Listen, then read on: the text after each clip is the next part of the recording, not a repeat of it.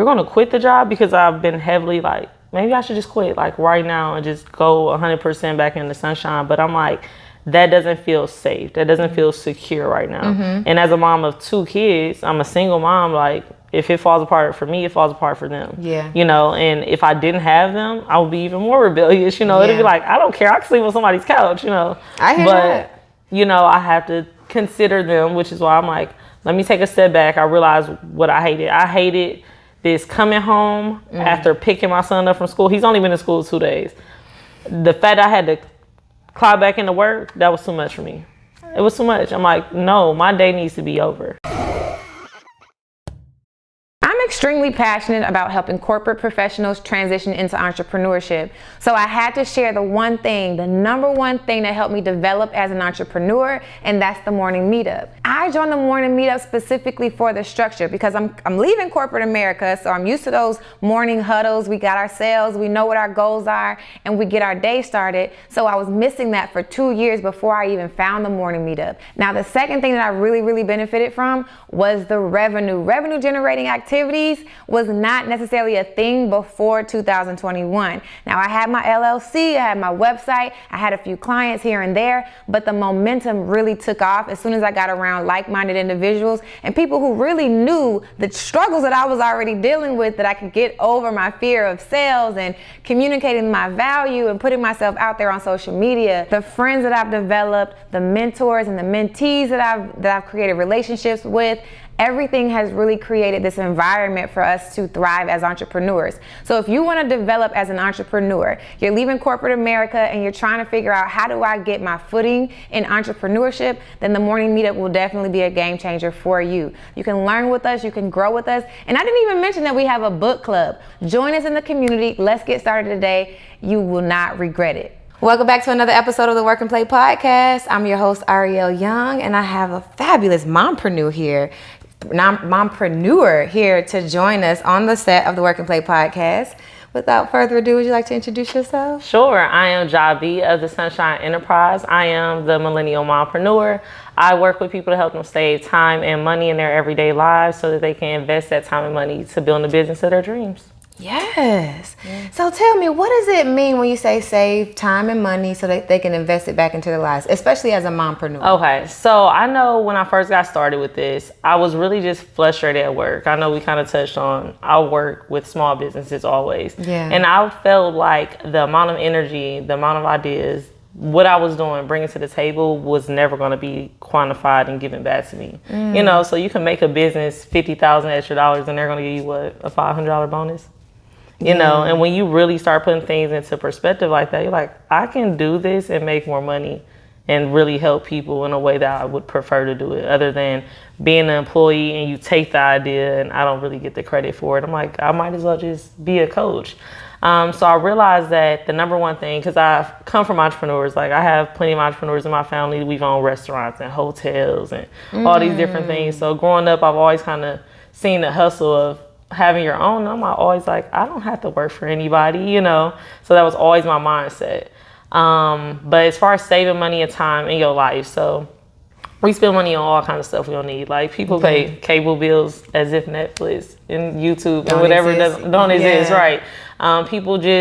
We just spend money poorly sometimes. And that's why we say things like, oh, I couldn't go start my business because I don't have any money for it. Or we just are really bad managers of time.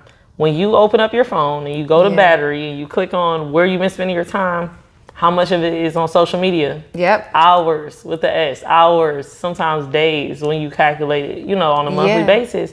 And when people really figure out, this is where I'm wasting my money, this is where I'm wasting my time, and think about how they can invest that into creating a business, doing something they're passionate about, doing something they enjoy doing, that really changes the game for people. Because I think the biggest barrier that moms have is, we're supposed to work like we don't have kids, and we're supposed to be moms like we don't have a job. And it's so overwhelming. Like, it's not realistic to work full time and be a mom full time and be good at them both. And that's why I'm really just strong about entrepreneurship. Like, why work a job that you don't like and that's not what you're passionate about? When you have a talent, you have a skill set. We all do. So what is it? You know, and figuring that out so that you can create a business and have more free time so that you can be the mom you want to be and not be stressed about that job that you don't enjoy doing anyways. Absolutely. So, and it sounds like, so one, I had the same thing. It's called owning your time, but I talk about this with corporate professionals specifically, but I don't necessarily have it from a mom's perspective. And hearing you say that, I am more so becoming aware of like moms who want to overexert themselves in everything, and they have this identity as a mom and as an employee and sometimes as a wife and all these different identities.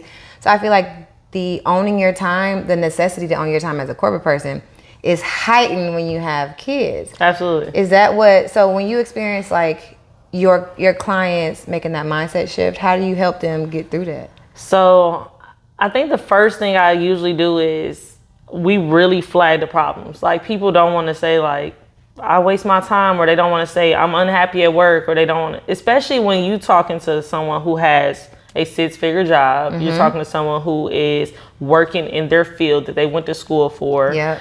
It's difficult for them to want to no longer identify as that. So they try to, I'm happy, I'm content, it's okay, but it's not okay because they're miserable at home. Like you said, sometimes you're also a wife and you're also these other things. So you're at that job all day that you're really not happy about. Yeah. And then you got to go home and take care of the kids, take care of the husband, take care of yourself. Does that ever make it to the list? You know? So I think the first thing we figure out is like, what is the red flag? What is the issue in your life? Is it you're feeling overwhelmed about the job? Is it that you're unhappy? Is it that you don't have support with the kids or in the household? Like, that's where we have to get started. Where is the issue? Yeah. And then once we are both in agreement about this is the issue, then it's really easy to make them start making that mental shift. Like, you know what? I don't want to work here no more. Like, once you really highlight this is why I hate it here, it's nothing for them to be like, I don't want to work there. I don't want to keep doing this with the kids on myself. I do want a nanny, or, you know, and they really start verbalizing what it is that they desire. And then I think that's where we can kind of get the ball rolling. But so many clients come to me knowing what the problem is. They're like, I can't make money because I don't have a website, or I'm not doing this. And they just really need me help. I'm not doing this, so how do I do it? Yeah. Type of thing. It's funny. It's funny how we do. That's the worst. I mean, it sucks when you don't know what you should be doing and you find out you're like, oh, if I just knew this 10 years ago, I would have been. But it really sucks if you know what you're supposed to be doing and you're still not doing it. No. But what I love that what you just said is flag the problem. Yeah. Like, that's the first step. Flag the problem. And you have some real good gems when it comes to like setting up these phrases like the way you do. Because I think the first one that we talked about was, don't put somebody else's address in your GPS. Yeah. Like, that's just a overall issue, but I just love the way you frame things up. Like, you have a good way of making stuff that is a big idea into like a really small concept. Yeah. So flagging the problem. And hearing you speak about your experience with your clients, I know you're the mompreneur, but are you like an advocate for entrepreneurship? Do your clients come to you with the awareness that they want to be entrepreneurs? So most of my clients are entrepreneurs or about to start that business. Most of my clients. But I do have, and that's why I'm really trying to figure out how to split this brand, because I have two big audiences. I have an audience of people who like me because I teach you how to save money. So like, when you look at my really old blog posts, I'm teaching you how to reduce your electric bill, how to do this with your kids for cheaper. And I'm really big on saving money because as a full-time student, full-time employee, full-time mom, like, I went to college with a kid. I got pregnant freshman year, never took a semester off, nothing. So I had to really get really serious about budgeting and taking care of money the correct way and managing the household by myself, because it wasn't like, I went to Emory. They didn't have housing for you if you want to have a kid. They're like, you can stay here, but figure that part out, you know?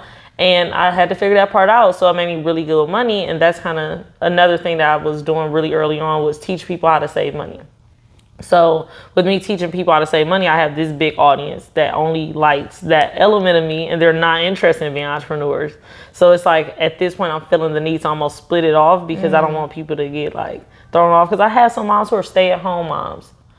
They don't want to be entrepreneurs. They're satisfied, but they do like to save money in the household, because that makes everybody more happy, because they're like, look at what I saved. Now we can put this towards vacation. It makes them feel like they're contributing to the household. And I have quite a few clients who do like these debt repair plans with me, and I teach them how to pay off their debt and how to save more money. And that's all they want to do. And they don't want to be an entrepreneur, but I am pro-entrepreneur, of course, but I have those clients where that's not what they hired me for. I feel you. Yeah. I do feel you. One thing so I'm also an advocate of entrepreneurship, but I also see that there's value in looking at entrepreneurship, not in the traditional sense of having an actual business outside of your personal life, but looking at the things that you do. You know, they say if you do one thing, what you do one way, you'll do everything. You'll do everything else, right? Mm-hmm. And I believe that entrepreneurship is a mindset as well as a physical, like it's an actual thing. Yeah, I agree. So with moms who want to be stay-at-home moms, and you teach them how to save money, mm-hmm. they're essentially running their household like a business. Absolutely. They don't need, and that's the thing about moms when they come back into corporate America. Mm-hmm. They don't realize that you've been doing all this valuable stuff, and now you want to go back in. You just got me on a whole nother, because I think in terms of your brand, mm-hmm.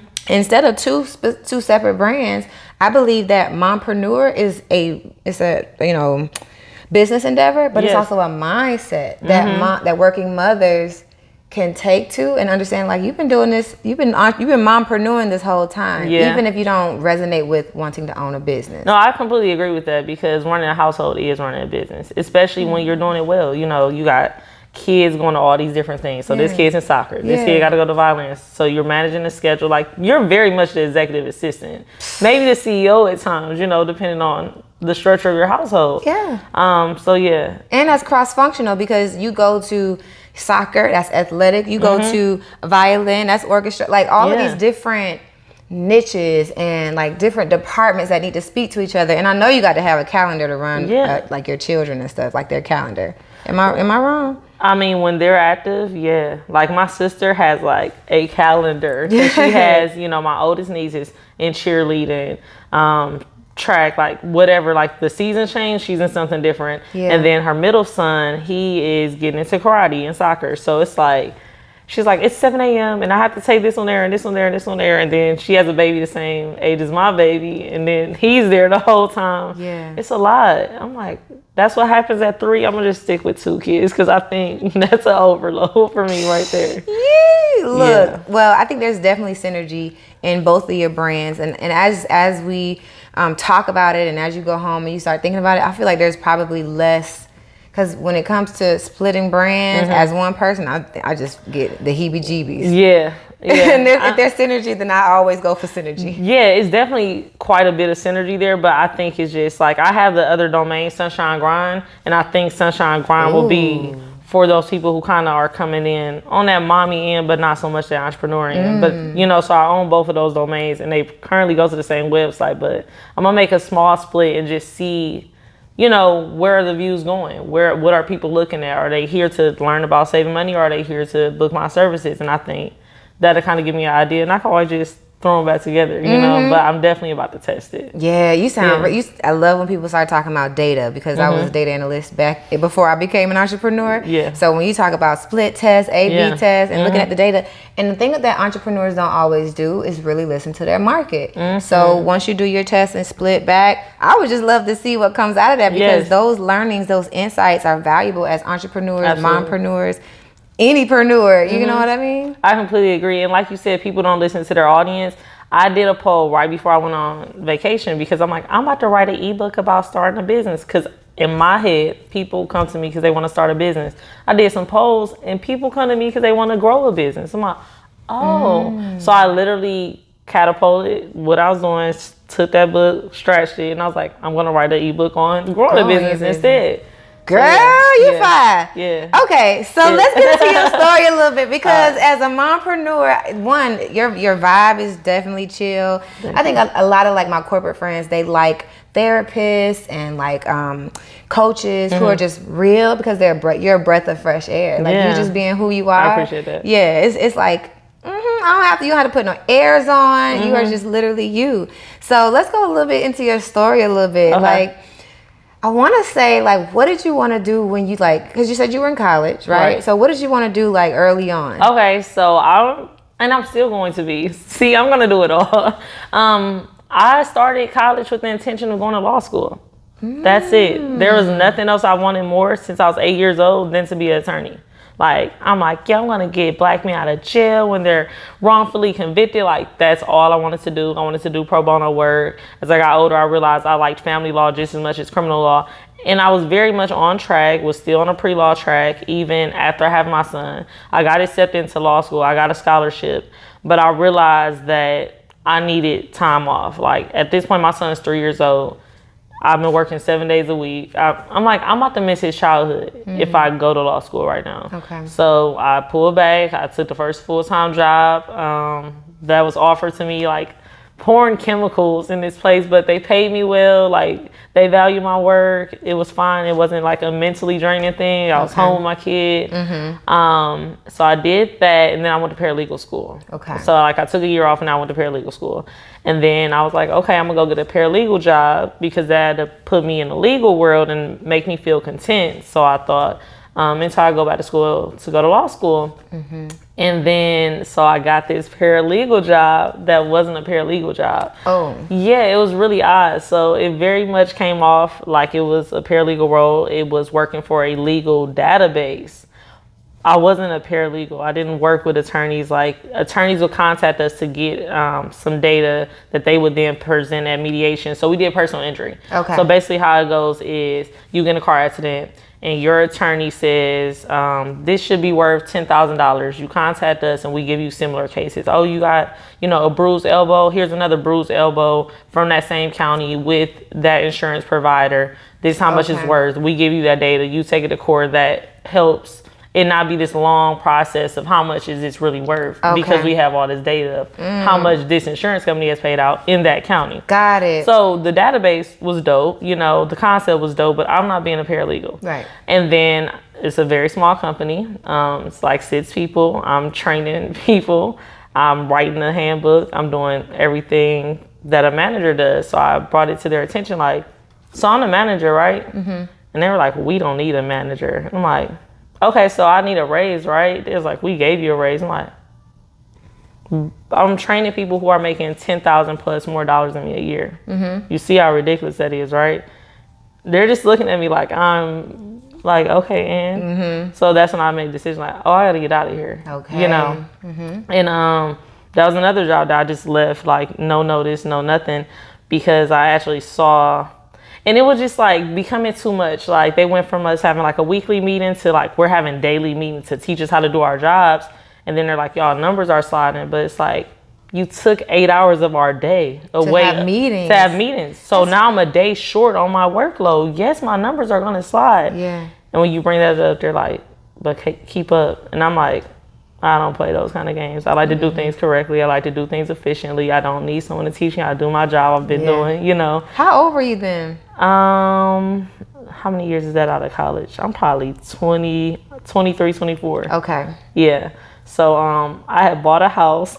Like, this is the craziest thing I've ever did. So I bought a house and then I quit the job 6 months later. At 23? I was 24 at this time. You were 24. Yeah. That's a boss move though, because a lot of times people want to buy the house, but then they still want to quit their job. And they're like, you gonna do what? Like, everybody's like, you're crazy. I'm like, I don't care. And like, I had just started SonShine. Like, I had kind of been testing it. I'm like, okay, I worked with some people I knew. I was able to get them some results. I'm like, give me a review. Okay, I'm about to start really making people pay for this thing, And I went out there, I quit my job, and for 18 months I did completely fine.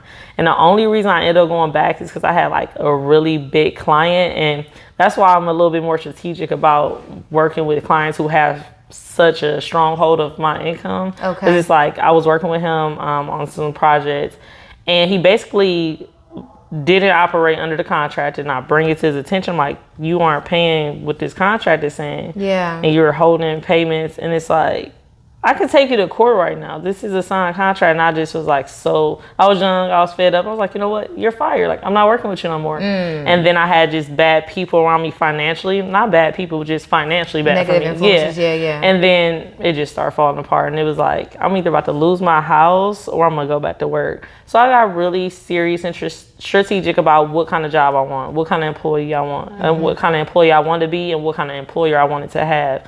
Because that didn't mean my business was going away. It just meant that I had to do this too. So I wanted someone who was flexible. I wanted someone who was a small business owner but had built it on their own. Like, I didn't want another entrepreneur who had been built on the backs of someone else who had a rich family or something. Like those kind of things I realized were why some entrepreneurs treated me differently or acted differently. I'm like, the values were different? Yeah, absolutely. So I was like, I want somebody who then built it on their own. They're going to understand it. I want somebody who has kids, because when I worked with someone who didn't have kids, it was really not nice, you know? Yeah. So I understood what I wanted, and I found the role that fit all those things, and I'm still there now.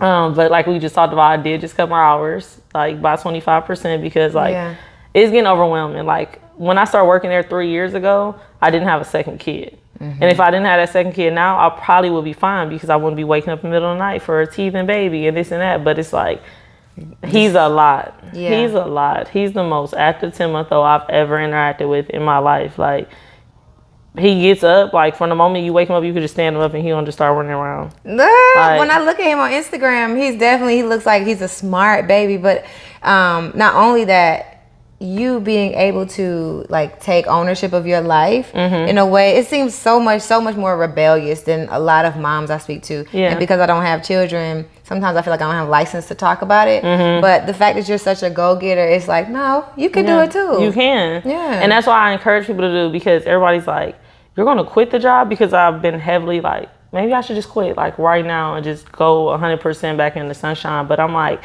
that doesn't feel safe. That doesn't feel secure right now. And as a mom of 2 kids, I'm a single mom. Like, if it falls apart for me, it falls apart for them. Yeah. You know, and if I didn't have them, I would be even more rebellious. You know, it'd be like, I don't care. I can sleep on somebody's couch, you know. I hear that. You know, I have to consider them, which is why I'm like, let me take a step back. I realized what I hated. I hated this coming home after picking my son up from school. He's only been in school 2 days. The fact I had to clock back into work, that was too much for me. It was too much. I'm like, no, my day needs to be over. When he's home, like my day needs to be over because I want to spend time with him. And me getting off at 5, 6 o'clock, now I'm about to prep dinner. Now, when are we getting time? Yeah. You know, now starting on Monday, like when he gets out of school, we can go to the playground right now. Y'all can go play right now. And when we get home, it's still gonna be 5 o'clock. I can start dinner early, like, which means I can put them on a better schedule because my kids are on the schedule, but I'm not. You know, because I'm doing this all day. So now I'm like, now I get a schedule too, which means I'm going to get more sleep, which means I'm going to be better, which means my business is going to be better, which means it's going to grow faster. I'm going to drop better products. I'm going to provide better services. And it's going to put us in position that when it's time to leave that job 100%, I could do it and I could feel confident and comfortable with it. Yeah, absolutely. I can hear you bossing all day. So I know you just made the announcement on Instagram like a couple of days ago. Do you feel like, and you in your mind, I can hear the balance coming. Yeah. So like, how do you feel the transition has been? What has it been, like 2 days since you made that announcement? Yeah, so I just made an announcement, but it doesn't start until Monday. Okay. Like, because I've been thinking all week, I'm like, what am I telling her on Friday? Because as of Monday, I didn't know if I was going to quit or not. Like, am I gonna quit? I'm like, on Friday, I'm gonna make a decision, you know? So I was like, okay, I'm gonna just work with my sons at school. Cause that's fine with me. And like my baby, he usually sleeps at 10:30 cause he goes to bed late and then he takes a 2-hour nap. So it's like, if I'm only working 6 hours a day instead of 8 hours a day, he's only awake 2 of those hours. Yeah. You know, that's a lot different than him being awake half of the day, because now when I'm coming back from pick and do stuff from school, he wants to play and I'm still on my computer. It's too much. It's too much. I'm trying to put myself in your shoes. I don't know if you can tell, but I'm like, ooh, what? Because even the hours and stuff, I'm like just trying to figure out how would I wrap my mind around a whole living being. Yeah, 2 living beings that like want me for everything. And it's like, I walked downstairs and I saw how trash my house was. I'm like, I can't keep doing this. Yeah. Because it's like, I came right back from vacation. You know, you're trying to catch up on your sleep. I hadn't unpacked. It was still laundry from before I left. Then it's toys. Then it's this. I'm like, I can't possibly live in this house that I'm looking at right now. I can't live here. And I was like, you're never going to get the time unless you reduce the hours at the job. And it's like, but the money, I'm like, you will make money. You always can make money. Like, why do you even care about that? Like, sometimes like when I'm really focused on the stock market and doing my options, like 2 months ago, the stock market completely paid my mortgage, you know? So it's like, it's not like you can't make money. Like, I love it. You just need more time to make the money, you know? Yeah. So as a mompreneur, I think your mother journey is really interesting. Like, when did you have your first baby? My freshman year of college. Okay. So, well, what technically, at that point in time, because I changed my majors a couple of times, when I first went to school, I was a psych poli-sci double major. Okay. I don't know why I thought that was a good idea, but I'm like, I'm pre-law. Like, I want to know how the brain works, and political science, of course. Like, this one needs to be done. Did not graduate with that. I graduated as a women's studies and sociology double major. Okay. Yeah, so switched it up a bit. Yeah. In the middle of that, I was an anthro major for a couple years, so I figured it out. Okay. But basically, yeah, so I got pregnant first semester. Like, I found out on December 5th, like right before finals, like the first semester of college. And I was like, I don't have time for this. Like, I literally was like, I'm gonna take some prenatals, get through finals, and then we can come back to the drawing board on this, because I can't even think about this knowing I have finals in 2 days. Yeah, okay. So you just like, okay, put it off. We're gonna focus. Okay. But that had like been my boyfriend since I was like 15, 16, and like I went back to Cleveland, we got back together. So it wasn't like, oh, like I don't care about this person or this baby. I'm like, oh yeah, we love each other, so we're gonna keep this kid. Okay, let's just deal with it later. So that's what we did. Okay, so it wasn't necessarily like, okay, we're gonna be together forever. It was just like, as of right now, this is it's not somebody random, not somebody random, but I also don't have the brain power to think about like what I'm gonna do, so we're just gonna put it off. Well, at that time, I feel like we were very much like, we're gonna be together forever. We were still talking marriage and stuff. Like, we were together till he's like 5 or 6. So like, we still trying to make it work for quite a while, but people grow apart. We're not the same people we were when we were teenagers, you know? Yeah. And like, now we're like best friends, and our son loves it. Like, it's dope. Nice. Yeah, and he gets to everything, so he doesn't care at all. No, I can imagine. Like, he like, y'all cool with each other. Like, it's no violence. When I get mad at you, I can go over there. I'm like, you know. Look, I ain't mad at it. Yeah, so I had him, and it was just really crazy because like I had to move off campus, you know, because you can't stay in the dorm anymore. Yeah. I had to figure out how I'm paying for this. And like, we were together at first, but then we broke up when the baby was really little. And I'm like, okay, well, I'm gonna just handle it all. And like that first year, like I handled it all. You know, I was going to school, I bought a car. Like, it was a $2,200 little beater. I got this Toyota Camry, and the engine blew out 6 weeks later. Yeah, it was horrible. Like, I literally got a license 2 days later, bought a car. 6 weeks later, the engine blew out. And then I was like, okay, figure something else out. Like, my aunt had another car that was sitting there. I was like, if I get it fixed, can I drive that till I buy a car? I did that. And I bought a car brand new. Like, so I always did whatever had to be done. Because I'm like, I gotta go to school. He gotta go to daycare. I'm not dropping out, like, no matter what. And that was really interesting because I found out like so much about how like the welfare system is completely like just poverty driven. Like, I didn't want food stamps. I didn't want any of that. I was like, can I get daycare vouchers? Because I'm going to school full time. I'm working full time. And they were like, you go where to school? I'm like, I go to Emory. And they're like, no. I'm like, what do you mean no? It was like, you went to a tech school. I'm like, wait. What? I'm like, if I go to community college, I can get it? Yeah. What? I don't understand it. I know, I completely understand it. This is a poverty cycle. They don't ever want you to be able to not need them anymore. So I was like, okay, so I'm going to take out a loan for it. So even though I had this full ride to school, I had to start taking out loans because there was no way I was dropping out of school. Yeah. You know, so and I didn't graduate with any more debt than any of my friends who, you know, didn't have as good scholarships as I did. So. The top 3 responses that I get when I ask, why do you want to leave corporate America, are that you want financial freedom, you want to own your own time, and you want to build a legacy for this generation and generations to come. Now, this is not a solo job. In order to transition from your 9 to 5 into entrepreneurship, it's going to take community and it's going to take resources. And I've created the community of pioneers who are going to wrap around you and help you make that transition successfully. So if you're interested in leaving your job, go ahead and click that information below. Let's get into the community and let's transition from your 9 to 5 into entrepreneurship successfully. Now let's get back to the episode. Dope. Okay. Yeah. Ooh, I kind of want to go down this path of like the whole, it's just, it does annoy me that like when we're in college, we can't get food stamps. Like some of these kids do. I'm like, what are y'all doing? Where's the loophole? I mean, I think there are definitely like ways to circumvent it, but it's not easy. No. Like, why we gotta be hungry and we just trying to go to school? Exactly.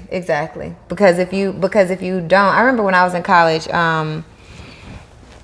and I actually went to a tech school, but because I said I was in school, they were like, no, if you're not in school, if you don't have a job, we'll support you. Yeah. So you just said it, like you literally just said something that actually, you know, when I say I don't understand it, it is like, even if it's subconscious, they want you to always rely on? I met all the requirements. It's like you have to work or go to school 35 hours a week. Yeah. I was working 42 hours a week and in school, full credit load. And they told me no. I'm like, but I'm the candidate you would want to be able to go to school so that my kid can go to daycare, so that I could pay into the system because I'm going to make money and pay taxes. Exactly. And I can literally be a success story, but they don't want success stories. No. But that's neither here nor there. So you graduated with, you said, women's studies and sociology? Yeah. Okay. And then you went straight into the paralegal? So I went into this job. Okay. And then I went to paralegal school a year later. And then I went into that paralegal job. That wasn't a paralegal job. Oh, you were pouring the chemicals and then you went to paralegal. Right. Mm-hmm. Okay. So then I did that job for a little less than 2 years, quit on them because they weren't being kind and they didn't want to treat me like the manager that I was. It's so funny because the final straw for me was they hired this person on the other side of the company, even though it's like 8 people, it's 2 sides, it's sales and it's customer support. Yeah. And they hired her for sales and they made her the customer support manager. I was like, I'm out of here. Yeah. I'm out of here. And it was a Thursday and it was like right before April Fools. I was like, oh, I got a joke for them. Like, it was such a great weekend because I didn't care. I was like, oh, I made up my mind. Like, because I already was on my way out. Like, I already was like, once I hit 10,000 in my savings, I'm out of here. I had 8,000. I was like, forget them. I'm out of here. Like, no, like you just told me we don't need a manager and you made this girl my manager? Yeah. She don't even know this business. Like, I wrote the employee handbook. How am I not the manager? I trained everybody in here. Yeah, they do that too. Yeah, so I left that job, did SonShine. You still have your one baby. So I'm still one baby this whole time. And like, I thought it was just gonna be him, just me and him, but went on in our lives. But then worked for myself for those 18 months and then went back to work this job I'm currently at. Right. And then I just had my little son 10 months ago. Yeah. So yeah, and that was just, I don't know, I went to Costa Rica and came back with a baby. How did that influence your brand? Have you always identified as the mompreneur? Mm-hmm. So like even when you started SonShine? Mm-hmm. So how did the second baby kind of influence your brand?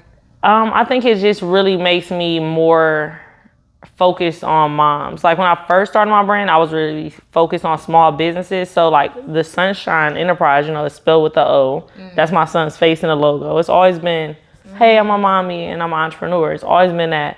But having that second son, like my first kid, like I realized like one kid is really easy. Like it's not that crazy, especially once they hit like 4 or 5, like they can feed themselves and they're potty trained and can talk. Like life was so easy. And then like starting all the way back over, I'm like, is this the weight that mothers carry all this? Like I had completely forgotten. It sounds like you really started owning the name. I was like, I just had forgotten. Like I really had, because when Deuce was a baby, I'm in college, I'm working, and I'm 18, 19 years old. So it's not even impacting me the same way. And I'm not with him all day.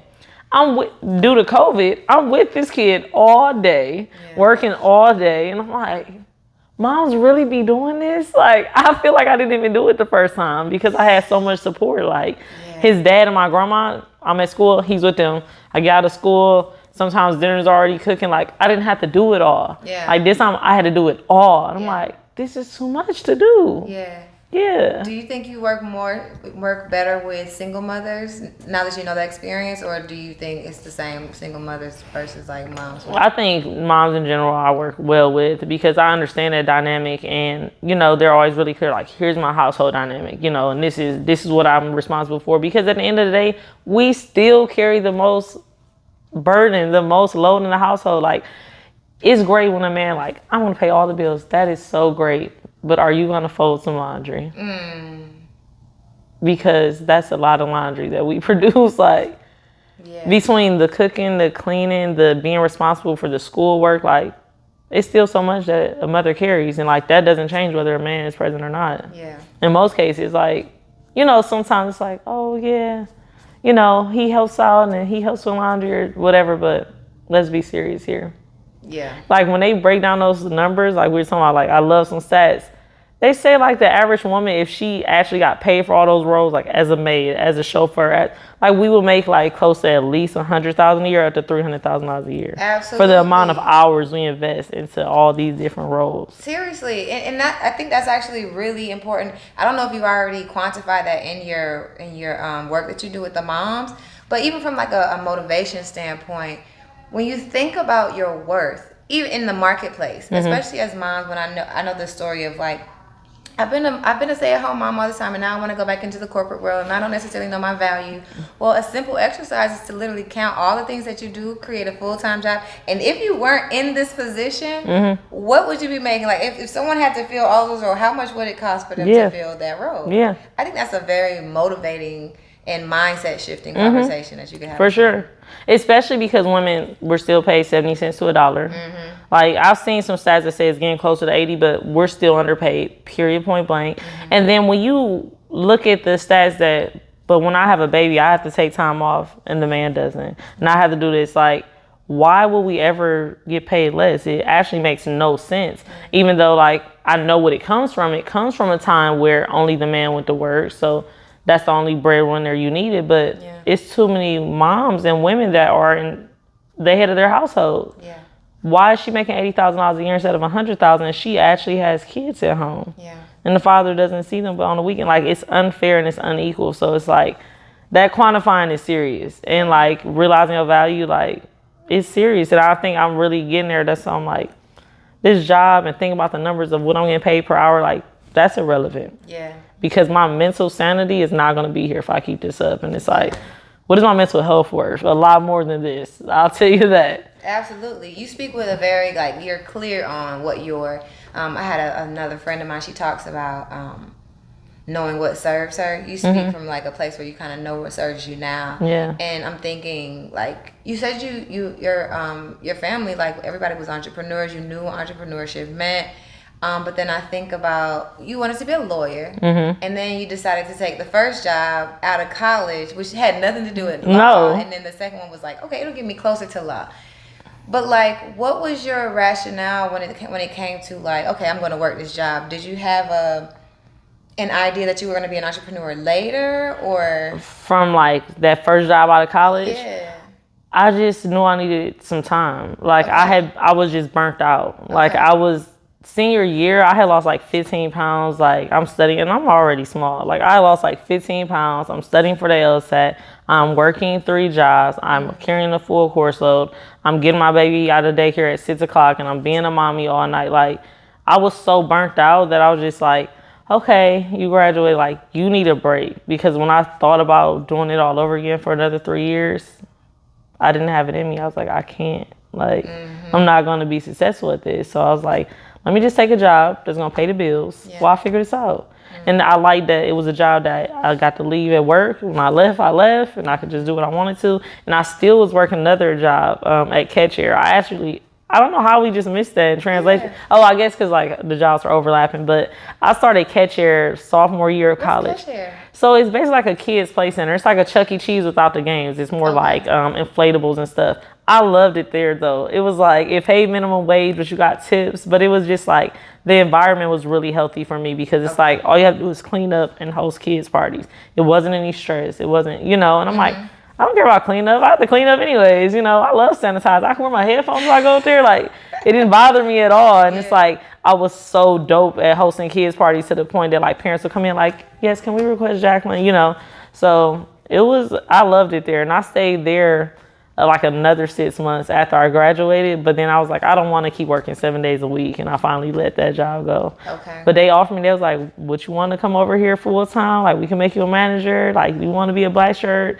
And we discussed it. And it's just like, I would make more money over here guaranteed and not have those long hours. They're like, we understand, Did entrepreneurship play a role in that? Or even like, oh, no, I don't want to be a manager because I want to be a lawyer? Like, yeah, at that point in time, I just like, I was so young. Like, I'm 21 when I graduated college. And I was just like, I didn't know what I wanted. Like, I knew I would eventually go back to law school, but I just needed to be able to pay the bills and see the kid and relax. Like, I don't know where I was in my mind at that point.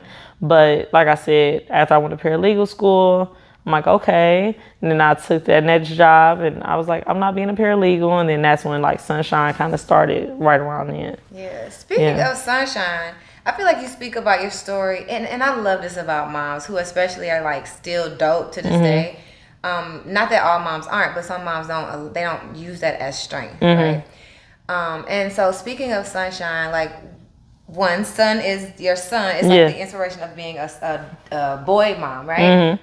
But then, like, where does the SonShine? It's SonShine Enterprise. That's the official name. Yeah, like, what was the inspiration behind it? It's so funny. Like, I was literally sitting in my office that I had stolen from my 3-year-old. He had a playroom, and he was being bad. And I was like, I'm gonna make this an office. I'm gonna start a business. Like, literally out of nowhere one day. Look, the way you said steal from your child, like you can tell you're still a young mom. Yeah, I was like, you know what? You don't deserve a playroom, because it's like we have a 3-bedroom. It's just us. This is gonna be my office. Like, I'm about to do something. I don't know what yet. So I literally was sitting there, started really thinking about what my skill set was. What am I good at? Like, what am I strong at? And I was thinking I'm like, maybe I'll just do paralegal work, you know, because you get paid really well and just write contracts and stuff. And I'm like, I'm not really passionate about that. And I started really thinking, like, every small business you go into, you kill it, you know. So what are you good at? And I'm like, well, I'm good at all these things. You know, I've always been like a jack of all trades. So I'm like, figure that out. How can you provide that as a service? I'm like, okay, you know how to file LLCs? LLCs. You know how to incorporate a business? You know how to, okay, start there. Like, so you can start somebody's business. What else can you do? You can build a website. You just built your own website. You can build other websites. So I really just started figuring out, if someone's a brand new business, what can I do for them? And I realized a lot. And I kind of just started there. I started with my friends who are entrepreneurs. The very first project I ever did, my friend was in an LLP, like a partnership. And him and his partner had got into it. They didn't have like any operating agreement or anything. And he needed to reclaim his business. And I was like, let's figure it out. And I helped him do it. And he refiled a single member LLC. And I did all the paperwork between the Secretary of State. And I was like, okay, let's just start here. So that's kind of what happened. I was sitting there like, I can't get my kid a job, but I could pass him a business though, you know? And I was like, SonShine, okay, SonShine what? SonShine what? And I was like, SonShine Enterprise. I literally filed my LLC like 3:00 in the morning on Tupac's birthday. Didn't even realize it till later in the day. I was like, so my anniversary is 16/16, and it's like June 16th. I was like, oh, that's so dope. So my business is a little Gemini, and I love Tupac. It's just great. Oh my God, I know a little bit about Geminis, but at least the LLC can't be as like, you know, right. My best friend's a Gemini. I'm like, how are you a Gemini? I don't understand it. Oh, girl. Yeah, it's weird. I almost forgot. Let me see. Hold up. SonShine.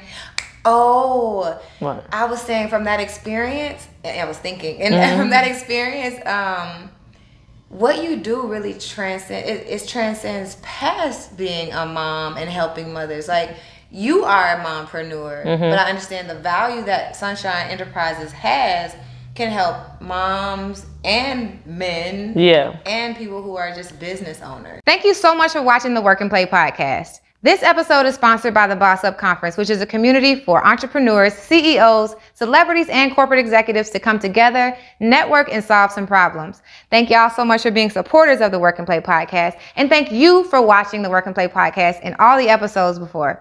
Now let's get back to the episodes. Yeah, so that's what I've been actually niching down in the reverse of that. Because when I started, I was very much like, I'll help any small business owner.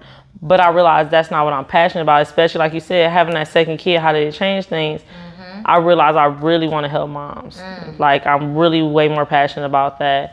And it makes me think of like what I've always been passionate about. And I have like bigger plans on like this nonprofit that I have that I haven't been investing time into, but like it's called TNT, Transition and Takeoff. And it started with me like mentoring kids, but I'm like, what's my big goal? And I really want to help like single women get out of poverty. And like I have this whole concept on like they'll start here and then we help them get a job and we'll watch the kids, and then when they get over here they'll rent, and then their rent will pay for this, and then I'll help them become homeowners, you know. So I'm really passionate about like single moms getting out of poverty, and that's why I'm big big on entrepreneurship because it's no cap on this. You never can have somebody fire you. You never have to think about, can I not feed my kids tomorrow because something bad happened at work. You know, so that's what I'm more passionate about. And it's like, I still take men clients, but I'm not going to market to them. I'm not going to cater to them. I'm not going to go out of my way to make them feel comfortable because that's not who I'm passionate about working with.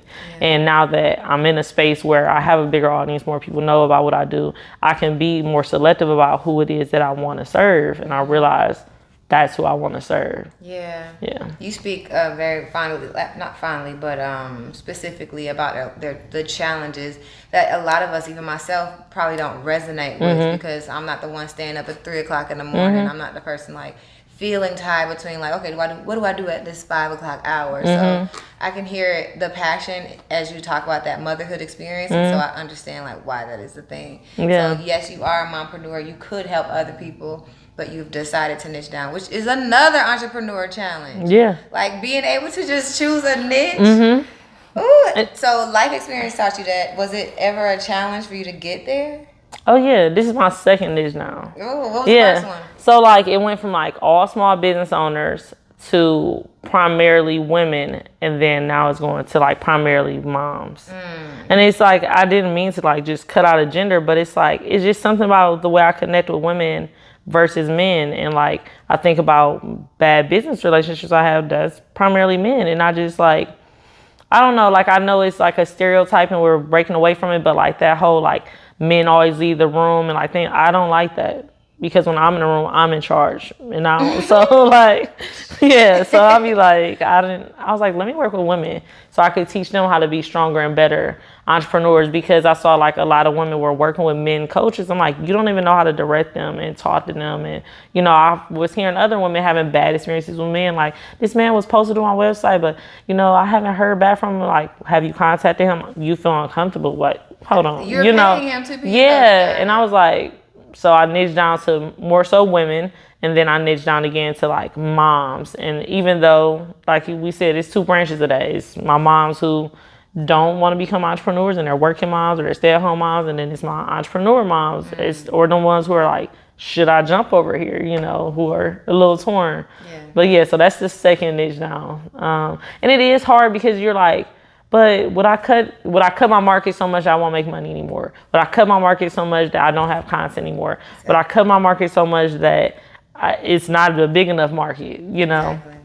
It's hard. But the things that I always tell people is just because you niche down doesn't mean that other people won't come to you. So you can always kind of decide who fits into the mold and who doesn't. But that's the biggest challenge, getting people to say, one, niche down, speak to one person, and then and be clear. I guess be living in an abundant mindset that you are going to. There are 7 million people in the world. I don't know. 8.2 billion. 8.2 billion. I said million in the world. Yeah. You know what I'm saying? So if you niche down, you are not niching down the rest of the world. So it's just, that's something that we all entrepreneurs have to overcome. Yeah.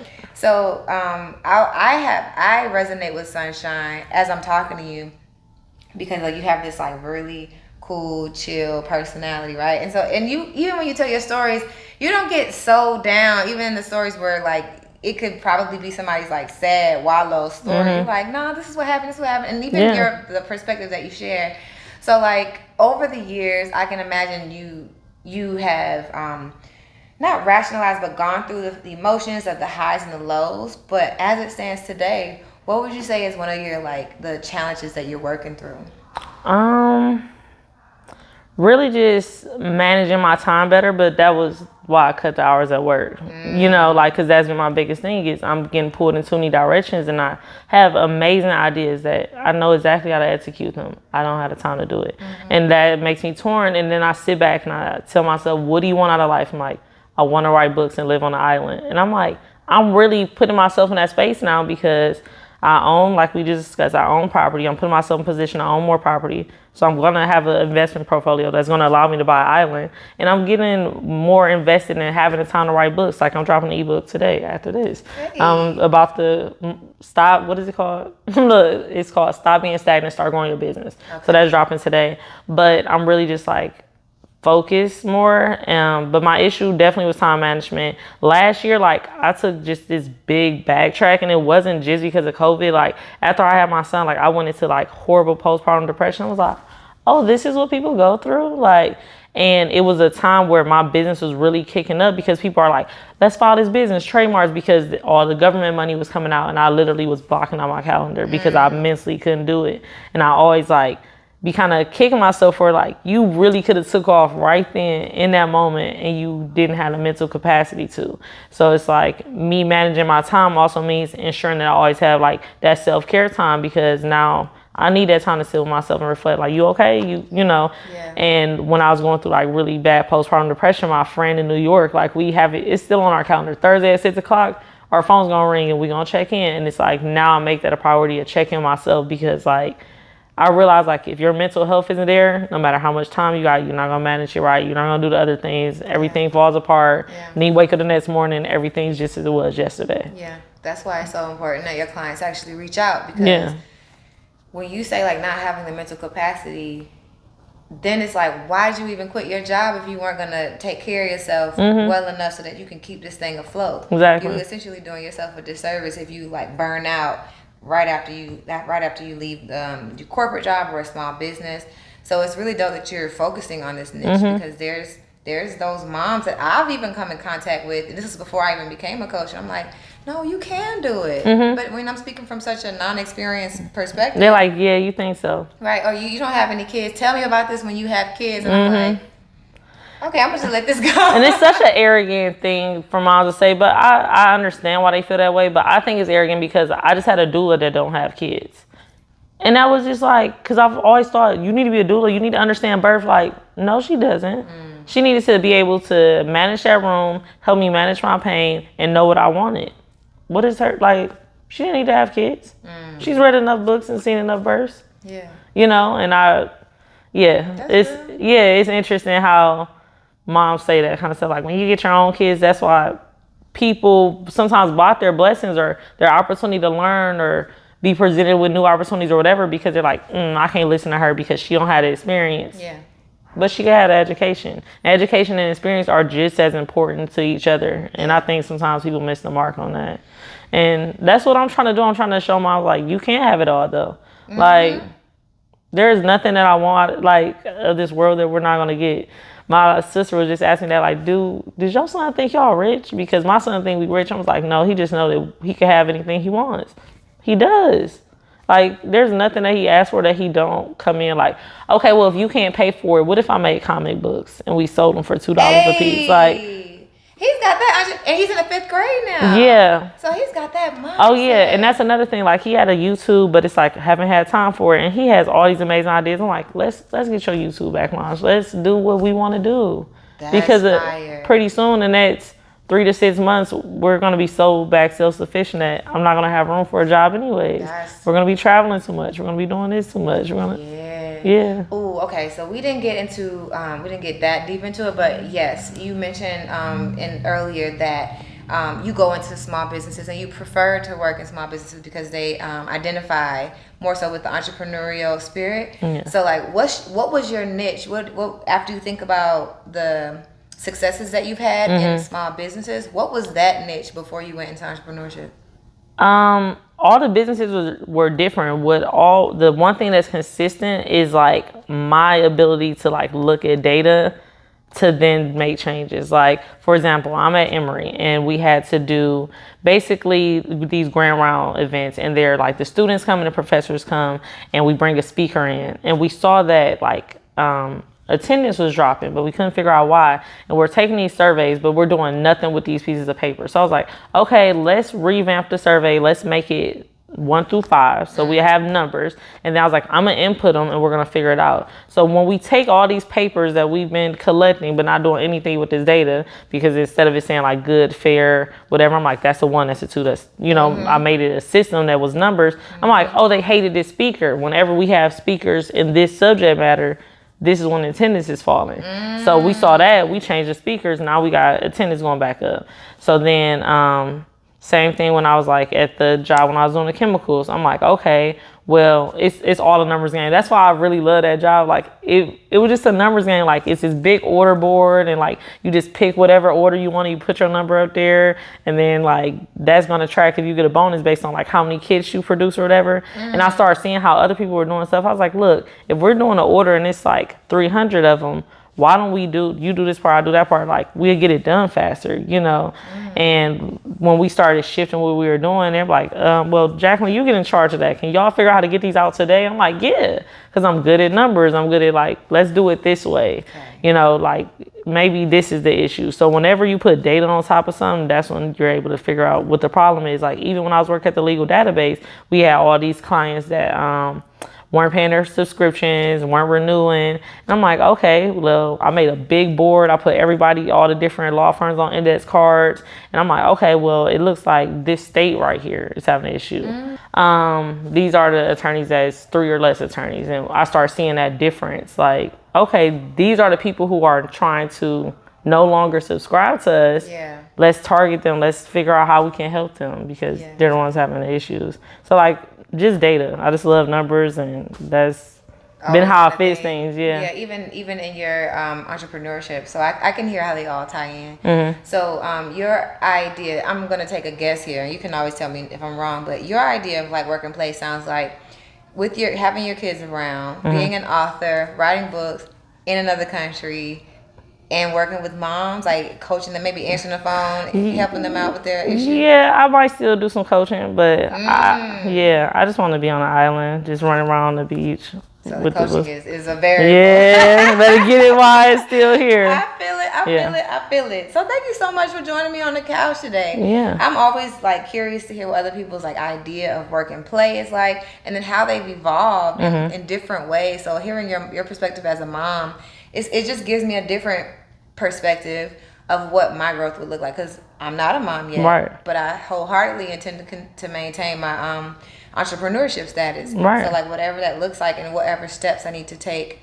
Hey guys, it's Ariel from the Work and Play podcast. If you're getting any value from this channel, and I mean anything from the tutorials to the podcast to the random videos that you see on this channel, then I just ask that you do one thing. Please subscribe and share this to anyone that you think this resonates with, and drop a comment below so I know what other things that you want to see next. Now let's get back to the episode. So the last, like it's a ceremonial question that I do, and essentially I would love for you to kind of reach back to someone who's on their journey, either behind you or haven't even decided like where they want to go in life. And I'm thinking it could be a young mom. For you, it could be anyway. It could be before you even decided you want to go into law school, whatever. But when you think about it, it's like more like words of wisdom to that person you want to reach back to. What would you say? I would tell them that you can have it all. It's hard work, but you can have it all. Yeah. I think sometimes I just thought I couldn't have it all. And that deters you. That scares you. It makes you not want to do anything. It makes you want to be complacent. Okay, I'll just work the job. But you can have it all. You can have it all. Yeah. I love it. Well, there you have it, guys. If there's anything that the audience heard or watched that connects with your story, how can they reach out to you? You can reach out to me directly on my website, www.sonshineenterprise.com. Sun is spelled with the O. You can reach out on Instagram. That's SonShine, spelled with O, _enterprise. Or you can give me a call at 678, 744-6388. It's SonShine in there too. Okay, cool. 678 Shine 88. That's it. I like it. That's gonna be all of that is gonna be in the description below. You can always reach out, contact her, see how the journey is going, and figure out how you can work with her. But until next time, see you later. Peace. Peace.